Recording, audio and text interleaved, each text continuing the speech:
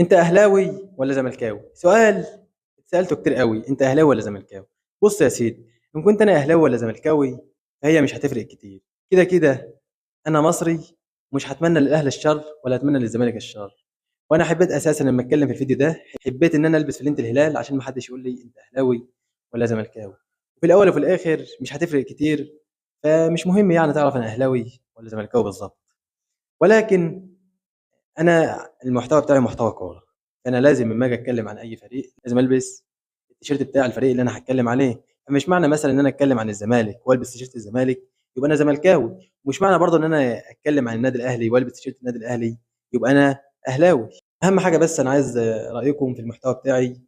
في الاول وفي الاخر مش تنسوا ان انتوا تتابعوا المحتوى بتاعي لحظه بلحظه وتعملوا لي متابعه، لان ده اللي هيخليني اكمل في المحتوى بتاعي.